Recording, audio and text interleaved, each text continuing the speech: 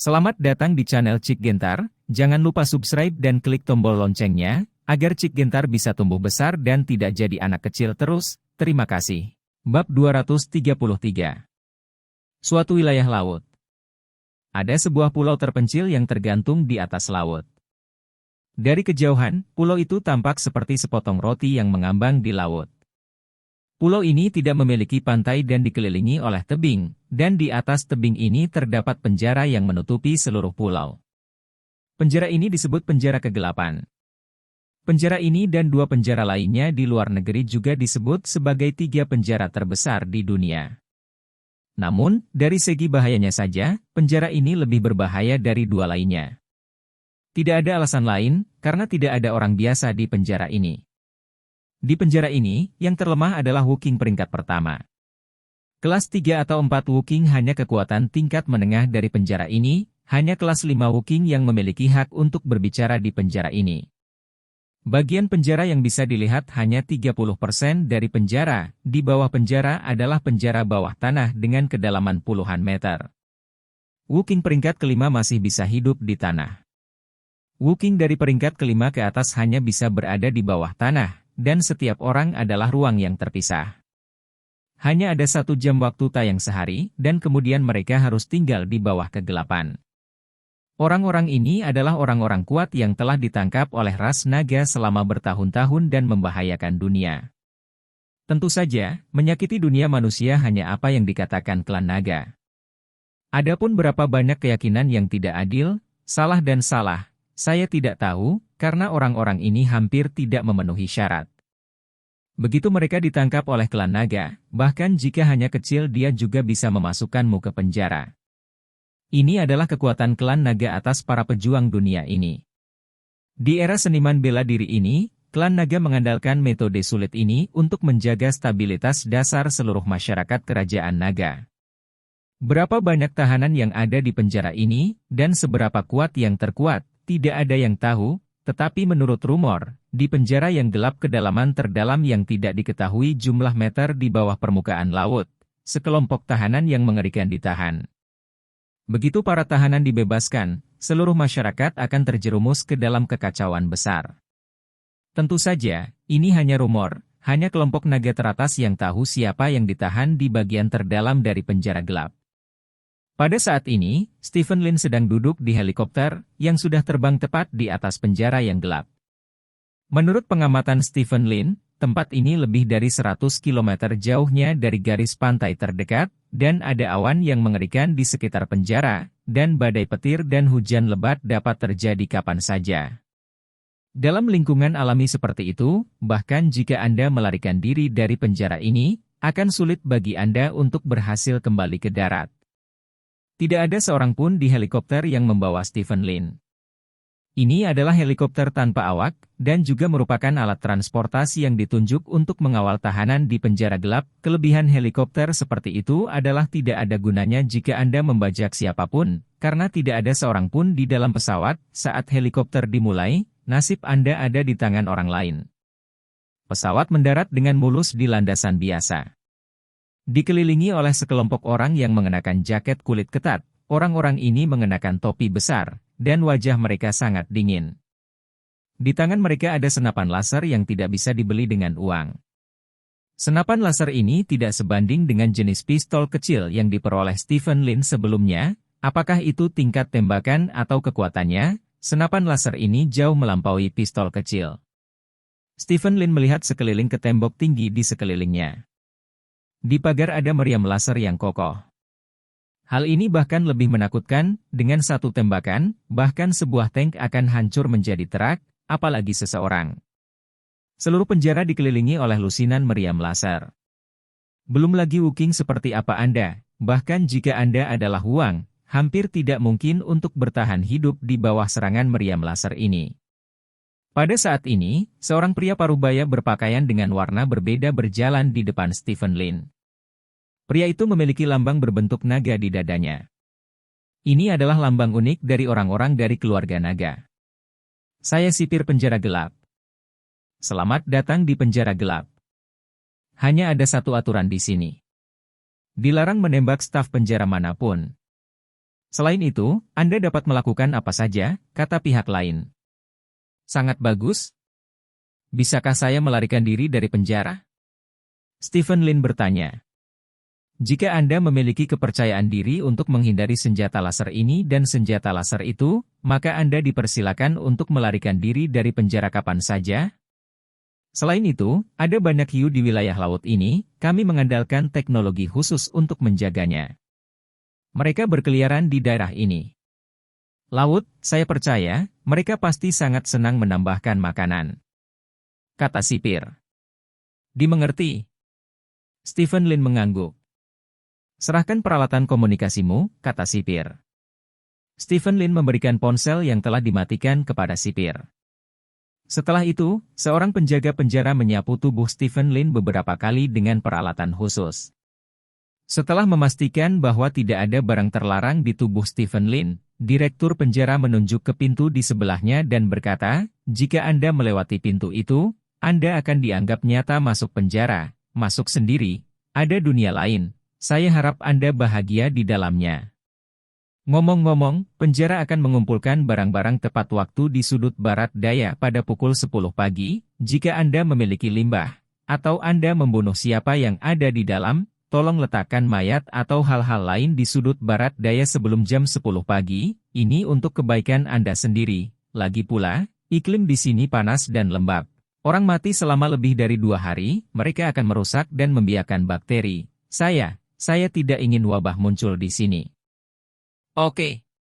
Stephen Lin mengangguk dan berjalan menuju pintu yang ditunjuk oleh sipir. Ketika Anda berjalan ke pintu, pintu terbuka secara otomatis. Stephen Lin tersenyum dan melambai kepada sipir sebelum berjalan ke pintu. Dengan bunyi gedebuk, pintu besi terbanting menutup. Sipir mengerutkan kening dan mengambil sebuah dokumen. Dokumen itu dengan jelas mencatat bahwa Stephen Lin melakukan pelanggaran. Meskipun belum selesai, dia dikirim ke sini bahkan tanpa terluka. Apa yang dilakukan orang-orang di atas sana, gumam sipir diam-diam. Di dalam gerbang besi, di depan Stephen Lin ada lorong tertutup. Lorong itu sangat sempit, tingginya sekitar 2 meter dan diameternya kurang dari 1 meter. Berjalan di dalamnya akan terasa sangat sempit. Lantainya cat semen dan lembab. Stephen Lin mengambil beberapa langkah ke depan, dan pipa air tiba-tiba terbentang dari dinding, dan kemudian aliran air bertekanan tinggi mengalir langsung ke Stephen Lin. Seluruh tubuh Stephen Lin saat ini basah, seolah-olah dia baru saja mandi.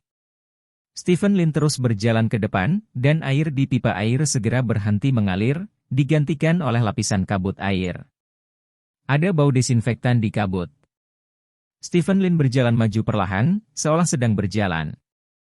Setelah berjalan sekitar 20 meter, Stephen Lin akhirnya sampai di depan gerbang besi. Cincin besi melingkar di pintu besi berputar secara otomatis, dan setelah beberapa detik, pintu besi terbuka dari dalam keluar. Stephen Lin berjalan ke gerbang besi. Apa yang muncul di depan Stephen Lin adalah taman bermain yang kosong.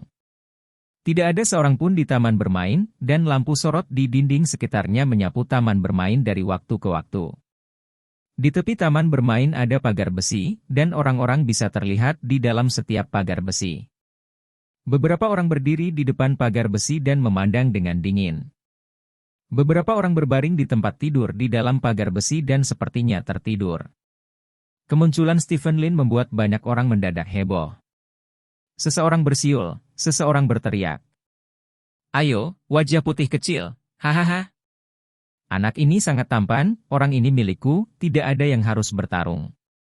Besok aku akan menghajar habis-habisan anak ini. Segala macam bahasa kotor berhembus di wajah, jika hati tidak cukup kuat, menghadapi kata-kata ini saja sudah cukup untuk runtuh. Stephen Lin berjalan ke tengah taman bermain dan melihat sekeliling. Pagar besi ini adalah sel, dan sel mengelilingi taman bermain. Kamarmu B2. Suara sipir tiba-tiba terdengar. Stephen Lin melihat sekeliling, menentukan lokasi B2, dan berjalan mendekat. Di pagar besi sel B2, seorang pria dengan rambut halus seperti anjing pudel meraih pagar besi dengan kedua tangan. Tubuh bagian atas pria itu telanjang, hanya mengenakan celana panjang, dan ada bekas luka di sekujur tubuhnya, matanya menunjukkan cahaya merah di malam hari, dan dia tampak seperti pudel gila. Selain itu, ada seorang pria kurus berdiri di samping pria ini. Dia tiba-tiba muda. Dari sudut pandang Stephen Lin, dia baru berusia 17 atau 18 tahun. Pria itu berdiri di depan pagar besi dan memandang Stephen Lin dengan acuh tak acuh. Stephen Lin baru saja berjalan ke pagar besi. "Kamu sangat sial, nak, aku akan menggigitmu sepotong demi sepotong dalam sedetik." Pria seperti pudel itu memandang Stephen Lin dan berkata dengan tatapan muram. Stephen Lin tersenyum dan tidak mengatakan apa-apa. Kakak. Pagar besi terbuka sedikit demi sedikit. Anehnya, orang di balik pagar besi itu tidak keluar dari pagar besi itu, melainkan berdiri di belakang pagar besi itu. Stephen Lin maju selangkah dan berjalan ke pagar besi. Pria pudel itu segera meraih kerah Stephen Lin, lalu meletakkan mulutnya yang bau di depan Stephen Lin dan berkata, "Kamu memiliki bau daging yang enak di tubuhmu, aku sudah lama tidak mencium baunya. Baunya enak, aku tidak ingin membunuhmu lagi. Aku ingin membesarkanmu dan memakan sepotong dagingmu setiap hari." Hahaha. Pagar besi ditutup sedikit demi sedikit. Stephen Lin mengangkat tangannya dan meraihnya di tangan pria pudel itu, tersenyum, dan bertanya, "Berapa peringkatmu?" "Aku? Wu Qing peringkat ketiga Lauzi." Pria pudel itu berkata dengan arogan. "Ini sedikit lebih lemah." Stephen Lin selesai berbicara, mengepalkan tinjunya, dan membantingnya langsung ke wajah pria pudel itu. Ledakan. Lawan terbang keluar dan menabrak dinding di belakangnya dengan keras. "Sudah lama sejak saya membuka pintu kedua sepanjang hari." Stephen Lin dengan ringan membelai luka di tangan kirinya, tersenyum dan berkata kepada orang yang berbaring di tempat tidur terjauh di dalam, "Kamu mengatakan itu di sel ini. Hitung. Pihak lain duduk." Bayangan menyelimuti separuh tubuhnya, membuatnya mustahil untuk melihat wajahnya. "Saya memiliki keputusan akhir," kata yang lain. "Kalau begitu beritahu Anda, mulai hari ini dan seterusnya, di sini, saya memiliki keputusan akhir." Stephen Lin menyeringai. Bab 234. Sosok setengah yang dikaburkan oleh kegelapan menjadi sedikit lebih jelas. Pria di tempat tidur turun dari tempat tidur. Cahaya bulan bersinar dari luar pagar besi, dengan jelas menunjukkan penampilan pria itu. Ini? Seorang pria berusia pertengahan 30-an, bertubuh sedang.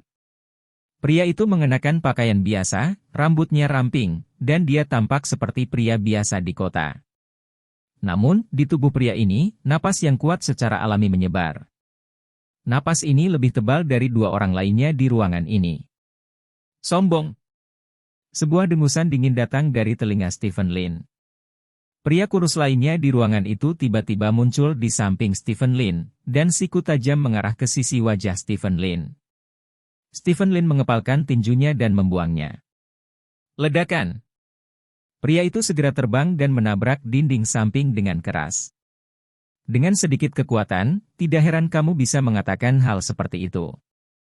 Pria papan inci itu memandang Stephen Lin dan berkata, "Namaku Sumeng, siapa namamu?"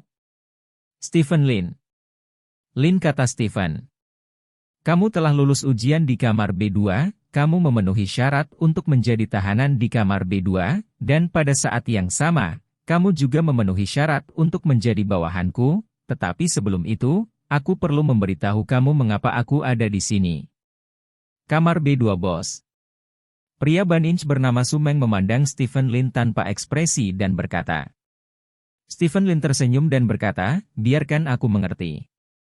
Sumeng tanpa ekspresi dan menarik napas dalam-dalam. Saat berikutnya, tubuh Sumeng tiba-tiba menegang, dan pancaran unik dari tubuh kaku melintas di wajahnya. "Wu Qing kelas 5. Sumeng yang muncul di depan Stephen Lin adalah seorang seniman bela diri peringkat kelima, dan ini juga merupakan puncak kekuatan tempur di antara orang-orang yang bisa hidup di tanah. Setelah Anda melampaui peringkat kelima, Anda akan dikirim ke sel bawah tanah, semakin kuat kekuatan Anda, semakin dalam sel itu. Stephen Lin tersenyum, peringkat kelima Wu Qing, masih sangat bagus untuk digunakan untuk membangun prestise. Tepat ketika Stephen Lin hendak bergerak, tiba-tiba, sebuah klakson terdengar. Orang-orang di B2, biarkan aku segera tidur. Su Meng, yang akan memberi Stephen Lin pelajaran, sedikit mengernyit. Dalam keadaan normal, mengajar pendatang baru adalah salah satu aturan penjara gelap. Hampir setiap pendatang baru akan dididik oleh orang-orang di sel pada hari pertama masuk, dan para pejabat tidak akan peduli. Saya tidak berharap para pejabat untuk mengontrol itu di malam hari. Ini agak tidak terduga oleh Su Meng. Su Meng tidak menyerang, tetapi berbalik dan berjalan kembali ke tempat tidur untuk berbaring. Keberuntunganmu sangat bagus. Pria pudel itu berdiri dan berkata dengan ekspresi lucu, jika kamu benar-benar bertarung dengan bos, kamu hanya akan menemui jalan buntu. Bos itu pasti master seni bela diri kelas 5. Stephen Lin dia tersenyum, karena penjara membiarkan mereka tidur, jadi tentu saja dia tidak akan melakukan hal-hal yang tidak perlu lagi, jangan sampai dia diajari menjadi pria dengan meriam laser. Stephen Lin berjalan ke sisi lain tempat tidur, menyapu hal-hal yang dia tidak tahu siapa yang ada di tempat tidur, dan kemudian berbaring. Pria pudel datang, mengambil barang-barang di tanah, dan berkata kepada Stephen Lin, ingat nama saya Ren Tianan, suatu hari, saya akan mengambil posisi ini kembali. Setelah itu, pria pudel dia pergi ke tempat tidur terjauh di sudut dan berbaring. Pria kurus yang terlempar oleh pukulan Stephen Lin juga berbaring di posisi dalam. Stephen Lin menyilangkan kaki Erlang dan melihat keluar pagar. Bulan terang di luar pagar sangat jelas. Tidak tahu bagaimana keadaan keluarga sekarang? Stephen Lin memejamkan matanya sambil berpikir. Bagi Stephen Lin, malam ini relatif tenang, yang sedikit mengecewakannya, dia berpikir bahwa penjara yang gelap akan menarik dan tempat yang bagus untuk curhat, tapi, sebenarnya, dia tidak menarik. Di bawah malam, di sel A3.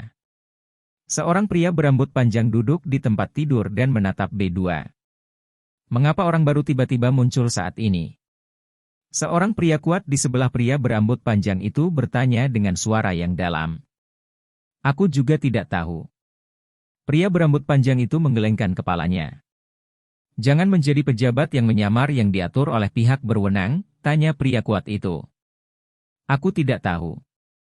Pria berambut panjang itu berkata dengan sungguh-sungguh, rencana itu akan segera dilaksanakan. Bukan kabar baik bagi orang asing untuk masuk saat ini. Shanzi, pergilah menguji kedalaman pria itu besok, jika dia tidak kuat, maka ayo lakukan, agar tidak ada yang salah. Oke. Pria kuat bernama Shanzi mengangguk dan melihat ke arah Stephen Lin dengan cahaya haus darah di matanya. Pada saat yang sama, ibu kota kekaisaran. Di sebelah kuil lama, ada halaman kecil. Rumah halaman ini dikatakan memiliki sejarah 3 atau 400 tahun dan bernilai miliaran.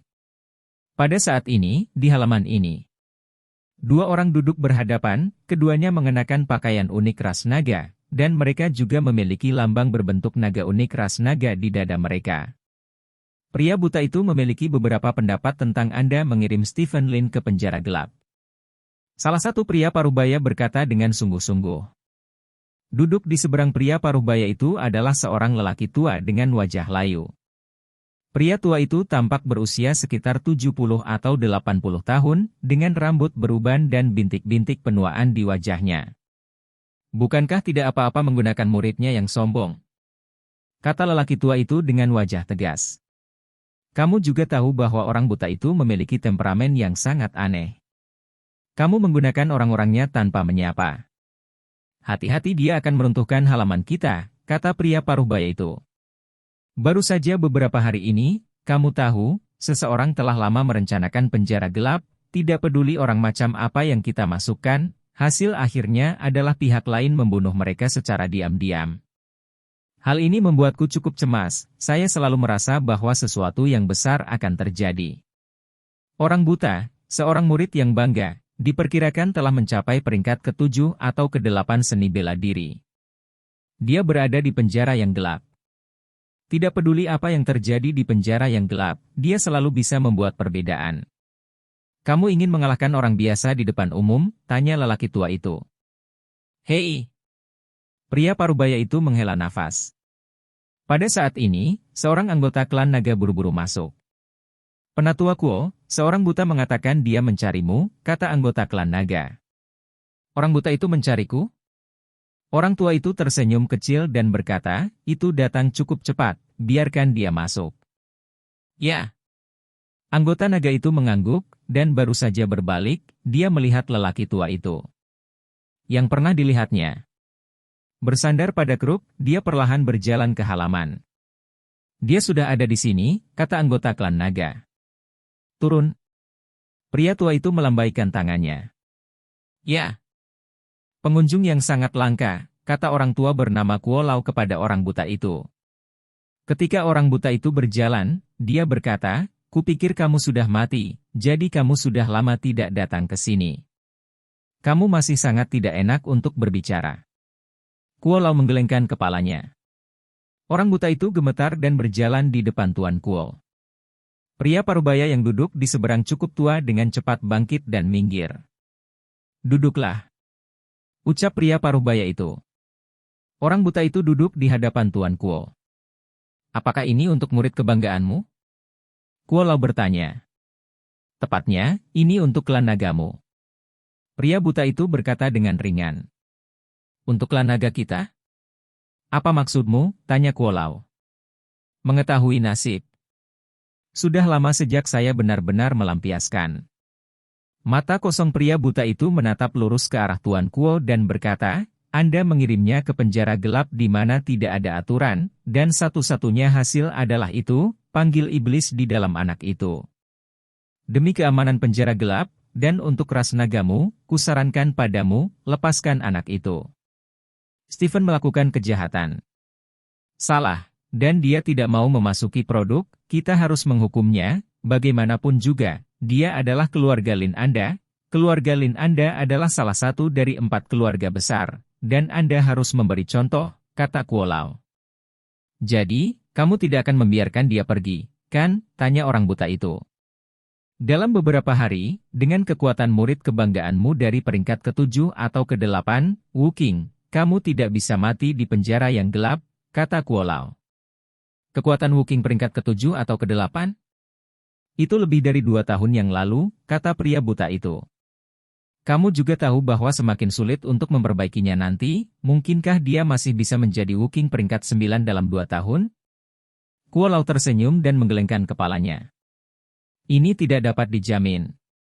Orang buta itu berkata, anak itu adalah keajaiban seni bela diri langka yang tidak dapat Anda lihat dalam 100 tahun. Mungkin dia telah mencapai peringkat ke-9. Mungkin dia telah menembus peringkat 9. Kuo Lau tersenyum dan menggelengkan kepalanya. Wu Qing kelas 9 berusia 18 tahun sangat langka dalam sejarah. Wu Qing kelas 10 berusia 28 tahun belum pernah terlihat sebelumnya. Dia tidak percaya bahwa garis keturunan keluarga Lin yang tidak tahu seberapa jauh jaraknya pada usia 28. Menjadi seniman bela diri 10 peringkat. Itu saja, jika kamu tidak mendengarkan, di masa depan, jangan salahkan aku karena tidak mengingatkanmu. Setelah orang buta itu selesai berbicara, dia berdiri dan berjalan keluar. Kata-kata orang buta itu, sepertinya agak misterius, kata pria parubaya itu. Orang tua ini suka mengatakan hal-hal yang tampaknya sangat misterius sejak dia buta. Zhao Jianlin, Stephen Lin harus tinggal di penjara gelap. Pertama-tama gunakan penjara gelap untuk memoles Stephen Lin, dan kemudian beritahu dia tujuan kita. Saat itu, dia harus tahu apa yang harus dilakukan. Kata Kuo Lau. Mengerti? Pria parubaya bernama Zhao Jianlin mengangguk. Tidak ada yang tahu mengapa Stephen Lin dikirim ke penjara gelap, kecuali beberapa naga tingkat tinggi. Di pagi hari, matahari bersinar melalui pagar besi. Stephen Lin bangun pagi-pagi. Sebelum pagar besi dibuka, Stephen Lin berjalan ke depan pagar besi dan meletakkan tangannya di atasnya. Arus kuat melanda seketika. Seluruh tubuh Stephen Lin terpicu oleh kilat, dan langsung terhempas oleh arus listrik yang mengerikan ini, mengenai dinding. Brengsek, arusnya cukup kuat. Stephen Lin memarahi dan bangkit dari tanah. Ren Tianan sedang berbaring di tempat tidur, memandang Stephen Lin dengan jijik dan berkata, jika pagar besi mati, apakah menurutmu kita akan patuh berbaring di sel? Bodoh. Stephen Lin menyeringai dan berkata kepada Ren Tianan, "Sejak bangun, dan lakukan senam pagi bersamaku." "Apa maksudmu?" tanya Ren Tianan curiga. Stephen Lin berjalan menuju Nintendo dengan senyum main-main. Tak lama, teriakan terdengar. Jeritan itu membangunkan banyak orang yang sedang tidur. Bab 235. Stephen Lin tidak sekeren ini untuk waktu yang lama. Ketika dia bangun, sebenarnya ada Wooking peringkat ketiga yang bisa bermain. Kuncinya adalah tubuh Wooking peringkat ketiga sangat kuat, dan pertarungannya sangat kuat. Dua orang lainnya di sel yang sama tampaknya tidak keberatan Ren Tianan dipukuli sama sekali. Su Meng tidur dengan mata tertutup dari awal hingga akhir. Adapun pria kurus, dia duduk bersila di tempat tidur dengan tangannya bersandar ke dinding, seolah-olah dia sedang bermeditasi. Tidak butuh waktu lama bagi Nintendo untuk jatuh ke sudut seperti lumpur. Stephen Lin menggerakkan tangan dan kakinya dan berjalan menuju pria kurus itu. "Siapa namamu?" Stephen Lin bertanya. Pria kurus itu membuka matanya dan berkata dengan sedikit waspada, "Nama saya Tuoli, apa yang kamu lakukan?" "Tuoli? Apakah kamu seorang Mengren?" Stephen Lin bertanya. "Kau tahu?" tanya pria kurus itu dengan cemberut. "Tuoli berarti elang dalam bahasa Mongolia," kata Stephen Lin. "Kamu benar-benar tahu bahasa Mongolia?" Pria kurus bernama Tuoli sedikit terkejut, dan dia memiliki kebaikan terhadap Stephen Lin. Lagi pula, hari ini, tidak banyak orang yang tahu bahasa Mongolia. Namun, kebaikan kecil ini segera diambil dan diberikan kepada anjing itu. "Ayo, bermainlah denganku." Stephen Lin mengaitkan Tuoli. Ekspresi Tuoli berubah, dan sebelum dia bisa berbicara, Stephen Lin bergegas. Ketika teriakan Tuoli terdengar, banyak orang tidak bisa menahan diri untuk tidak melihat ke sel B2. Berkelahi di penjara gelap adalah hal biasa, tetapi tidak jarang terjadi perkelahian brutal di pagi hari. Su Meng akhirnya tidak bisa berpura-pura tidur dengan tenang, dia bangkit dan berkata, "Jika kamu ingin bertarung, bertarunglah denganku." Pada saat itu, pagar besi tiba-tiba terbuka. Pagar besi terbuka, dan semua orang di sel pergi ke pintu. "Hidupmu sangat baik." Su Meng mencibir dan berjalan ke pintu. Pada saat yang sama, Ren Tianan, yang dipukuli oleh Stephen Lin, tidak peduli dengan rasa sakitnya, dia bangkit dan berjalan ke pintu. Stephen Lin tidak tahu banyak tentang aturan di penjara gelap ini, tetapi melihat bahwa semua orang meninggalkan sel sesegera mungkin, dia menduga harus ada aturan bahwa mereka harus pergi setelah pagar besi dibuka, jadi Stephen Lin juga diikuti keluar sel. Udara penuh dengan napas panas dan lembab. Meskipun saat ini pagi, di sini di ujung selatan Kerajaan Naga, sudah terasa seperti tengah hari musim panas. Orang-orang datang ke taman bermain. Tidak ada apa-apa di taman bermain, hanya ruang terbuka yang besar. Ruang terbuka awalnya ditutupi dengan semen, tetapi banyak rumput liar dengan vitalitas yang kuat menembus semen dan tumbuh ke tanah. Stephen Lin melihat sekeliling. Tahanan yang juga merupakan peringkat terbawah Wooking ini benar-benar membuat Stephen Lin cukup penasaran. Ini adalah kedua kalinya dia melihat pembangkit tenaga listrik dengan kepadatan tinggi, dan pertama kali berada di medan perang ekstrateritorial. Medan perang ekstrateritorial adalah tempat yang lebih menakutkan daripada penjara gelap. Sederhananya, penjara gelap adalah versi mini dari medan perang ekstrateritorial. Tidak ada aturan di sini, hanya tinju.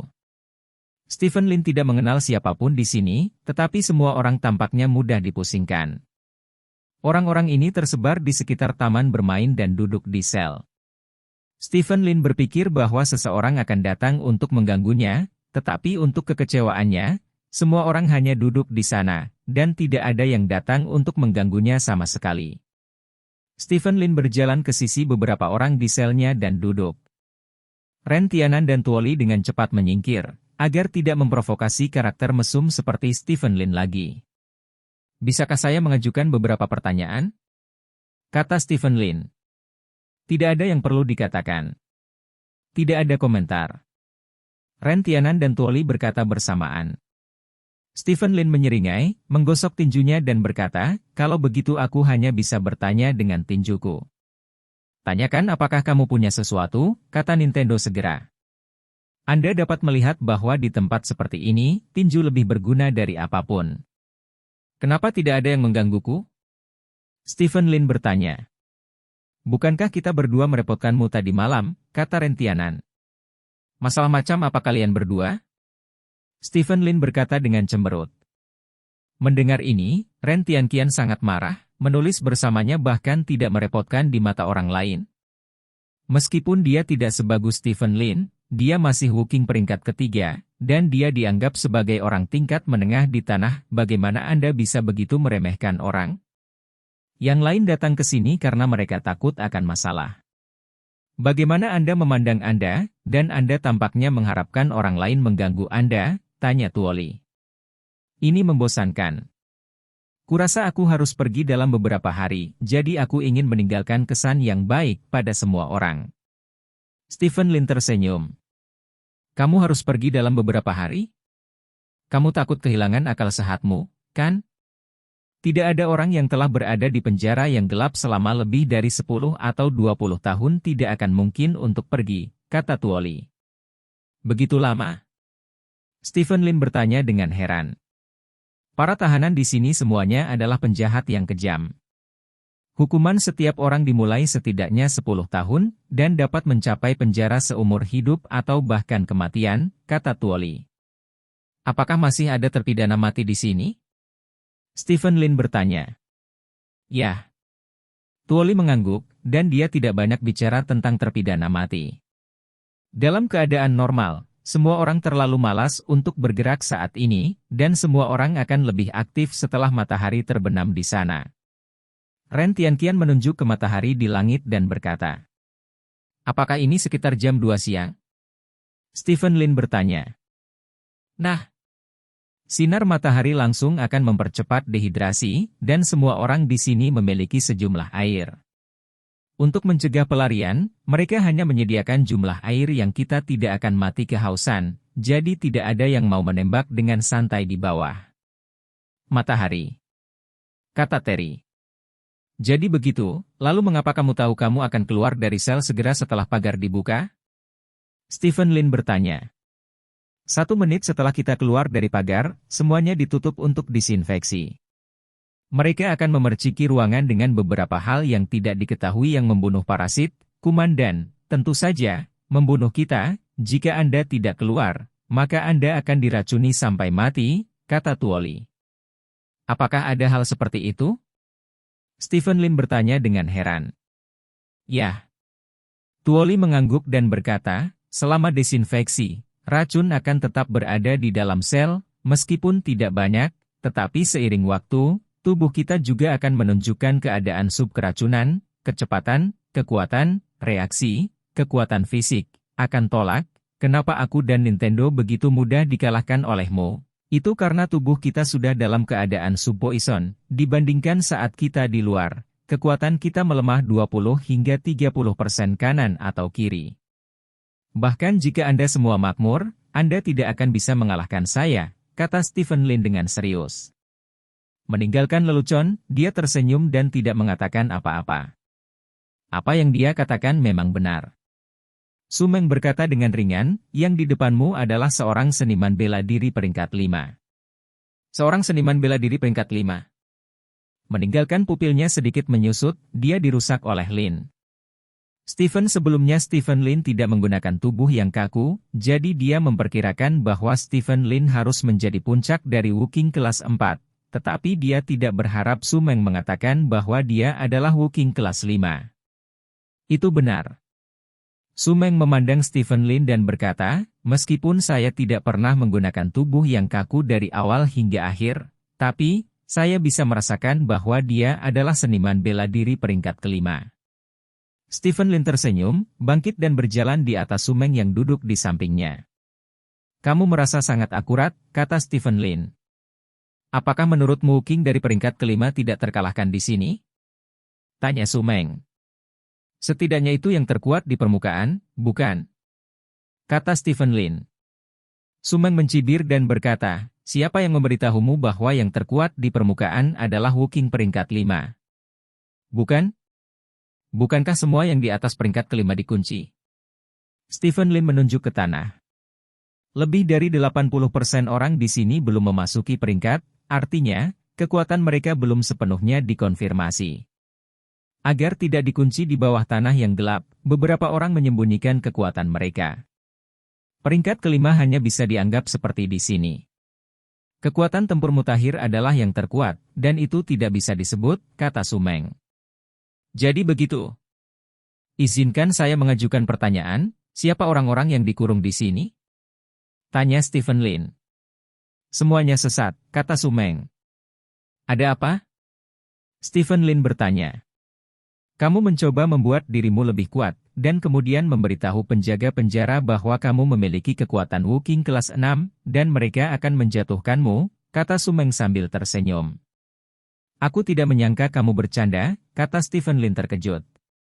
Saat matahari terbenam di barat, aku tidak hanya akan bercanda, tetapi aku juga akan membuka tengkorakku, kata Sumeng dengan mata menyipit. Stephen Lin tersenyum dan berkata, kalau begitu saya akan menunggu dan melihat. Seiring berjalannya waktu, suhu meningkat dengan cepat. Meskipun itu adalah akhir Oktober, suhu di sini dengan cepat melebihi 35 derajat. Udara panas dan lembab membuat napas menjadi berat. Stephen Lin berkeringat di tubuhnya, membuat pakaiannya basah. Matahari di langit mulai condong ke barat, dan bayangan kecil telah muncul di banyak tempat di taman bermain. Beberapa orang duduk dalam bayang-bayang dan tampak lebih nyaman daripada yang lain. Apakah orang itu yang terkuat di sini? Stephen Lin bertanya, menunjuk seorang pria berambut panjang dalam bayangan kecil. Bagaimana kamu melihatnya? Sumeng bertanya dengan cemberut. Bayangan pertama muncul di tempat orang ini pertama kali duduk. Dia adalah orang pertama yang menikmati bayangan di seluruh taman bermain, kata Stephen Lin. Kamu benar, kata Sumeng. Siapa nama orang itu? Stephen Lin bertanya. Dia tidak memiliki nama, hanya nama kode dari medan perang ekstrateritorial, pedang ilusi, kata Sumeng. Medan ekstrateritorial? Stephen Lin mengangkat alisnya. Di medan perang ekstrateritorial, memang ada banyak orang yang menggunakan berbagai nama kode mewah alih-alih nama asli mereka. Misalnya, nama kodenya adalah Tiran. Pedang hantu ini, dia belum pernah mendengarnya ketika dia berada di medan perang di luar wilayah itu. Nama bilah ajaib juga merupakan keberadaan yang menakutkan di medan perang di luar wilayah. Penyebutan nama ini sudah cukup untuk membuat anak yang menangis berhenti menangis, kata Sumeng. Apakah ini luar biasa? Stephen Lin sedikit terkejut, dia benar-benar belum pernah mendengar tentang pedang ajaib. Orang-orang yang belum pernah ke medan perang di luar wilayah tidak akan tahu reputasinya. Jika Anda menjadi sasaran orang itu, Anda hanya akan memiliki satu nasib, kematian. Kata Sumeng. Stephen Lin tersenyum dan tidak membantah.